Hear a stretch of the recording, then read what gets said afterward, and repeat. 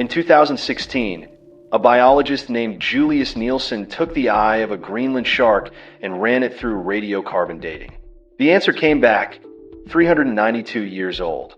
Give or take 120. This animal was already swimming when Isaac Newton was alive. It was middle-aged when the United States was founded, and it's still out there right now in the dark doing shark things. Quick honesty check though. The internet loves to say sharks never get cancer. That's a myth. They do. But here's what's real, and it's stranger. In this species, nobody has ever documented the slow falling apart we see in almost every other animal with a backbone.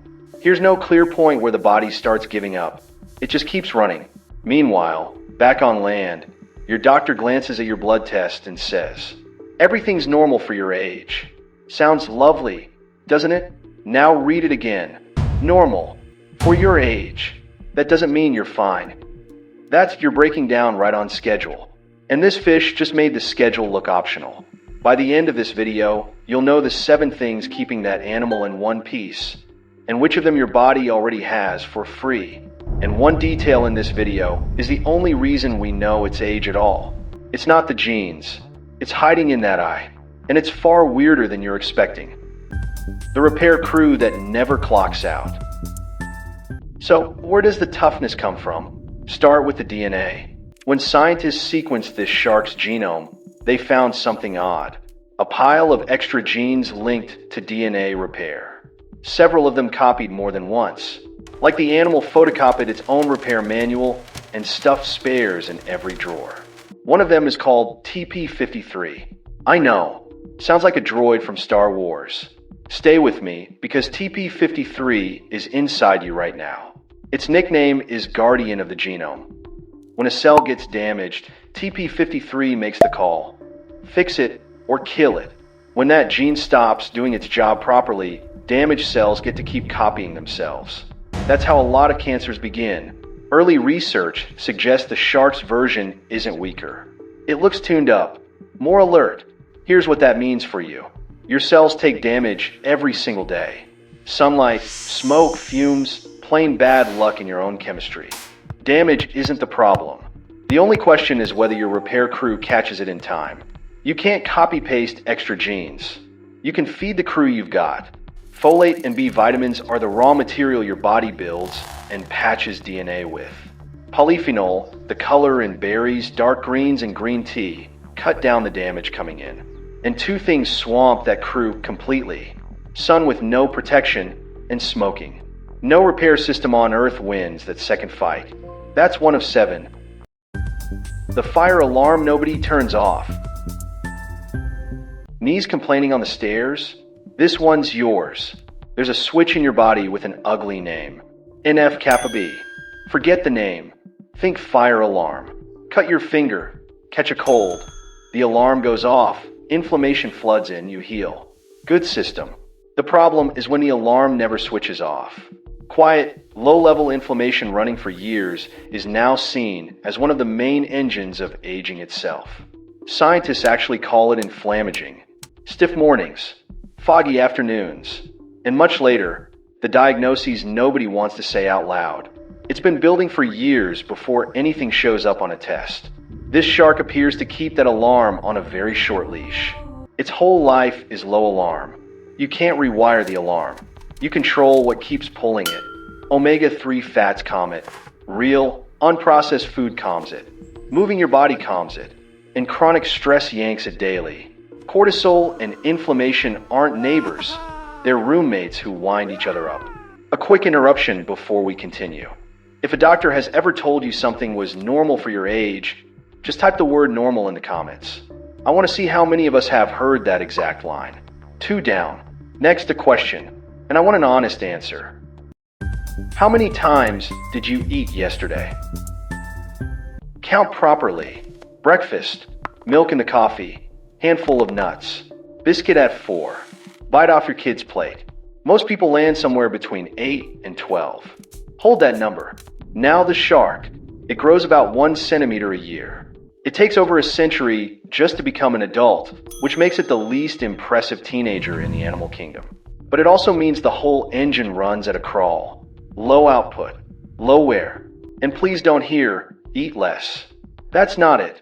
What matters is how often your body gets asked to process food, because it can digest or it can do maintenance. It's not great at both at once. Every time you eat, the cleanup shift clocks out. Eat 12 times a day, and you're running a factory with no night shift. One clear, consistent gap between dinner and breakfast, and maintenance finally gets to work. Same food, different timing, costs nothing, 3 of 7 done. Next, the one muscle that never gets a day off. The heart that never panics. A Greenland shark's heart beats slowly, almost lazily. Low rate, low pressure, barely bothered by anything. Think about what a heartbeat actually is. It's a punch of pressure against the inside of a pipe. One punch is nothing. Do it 100,000 times a day for 80 years, and the pipes remember. Here's the bit most people have backwards. Cardio doesn't help by making your heart work harder. It helps by making your heart so efficient it can loaf about for the other 23 hours. Walking, hiking, swimming. Boring, steady, repeatable. That beats the occasional heroic workout you do once and then complain about for a week. And stress pulls the same lever the wrong way. Every spike of cortisol is a spike of blood pressure hitching a ride. 4 down. Now the one you clicked for. Why cancer has a hard time here. Remember the repair crew? Here's its second job.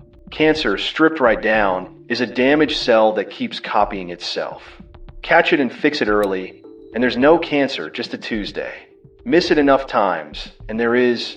More copies of repair genes means more chances to catch it. Now stack that on a body running at a crawl. Tumors need fuel and speed. This animal offers neither. So it's not that the shark is immune. It's that its body is a genuinely terrible place to try and grow something fast. You get your own versions of this. Fasting hours switch on a cleanup process called autophagy, where cells break down their own junk. Sleep runs a similar night shift. And the deeply unglamorous one, screenings. Boring, yes. But a screening is you doing by hand what this shark's genes do automatically. Catching it while it's small. 5 of 7 is done. Now, the promise from the start. The eye that solved the whole mystery. I told you one detail is the only reason we know this shark's age. This is it, and it's genuinely bizarre. Deep inside the eye, there's a core of lens tissue that forms before the shark is even born. And then, for the rest of its life, that tissue never renews. No turnover, no replacement, chemically frozen at day 1. So it sits there like a fossil inside a living animal. Scientists read the carbon locked in that tissue and get a timestamp. From before Newton, before America, from a shark that's still swimming. That's the whole trick. Not the heart, not the genes. A scrap of tissue too stable to change.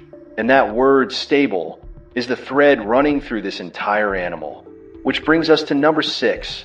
It's the one I'd have opened with if I thought you'd have stayed this long. Because if you've ever watched someone you love start forgetting things, this is the one you actually came here for.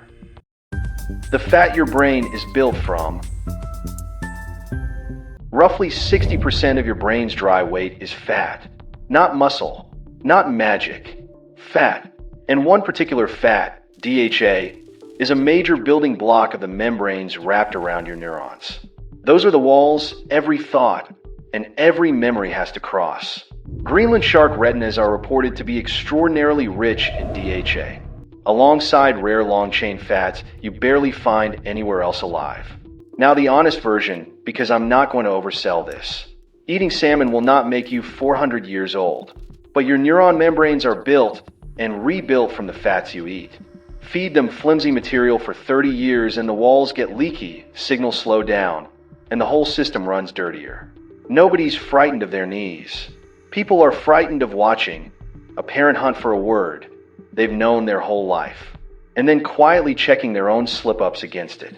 Fatty fish 2 or 3 times a week. Algae capsule if fish isn't your thing. Consistency over months, not one heroic dose. Slow is a strategy. Here's the question that ruins every easy answer. Cod and halibut live in that exact same freezing water. Same darkness. Same scarce food. They're gone in 2 or 3 decades. So it isn't the cold, and it isn't the diet. Top recorded speed for a Greenland shark? Under 3 kilometers an hour. Slower than you walking to the fridge, which is frankly embarrassing for something with shark in the name. It is by a mile the slowest big shark on the planet. And that ties straight back to the fire alarm. Chronic stress keeps NF-kappa B switched on, which keeps inflammation running, which is exactly the state this entire species looks built to never enter. You don't need ice baths. You need to stop treating rest like laziness. Recovering isn't just the downtime between daily tasks. Recovering is when your body actually gets stronger. The 3 tiers of longevity. Let's turn it into something you can actually run. 3 tiers. And if you only ever do one thing off this list, make it the very first item. Takes about a minute a day. Tier 1. Daily, non-negotiable. A source of DHA. So fatty fish a few times a week or a daily algae capsule. A consistent eating window instead of grazing from dawn to midnight.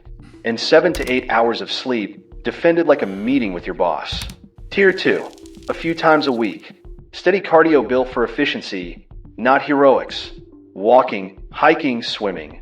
At least 12 hours between dinner and breakfast so autophagy gets its shift. And 10 minutes of deliberate stress management, because that's the switch sitting underneath nearly everything in this video. Tier 3. Quiet background stuff. Folate, B vitamins, and colorful plants, feeding the repair crew. Screenings, treated as maintenance, not as a verdict.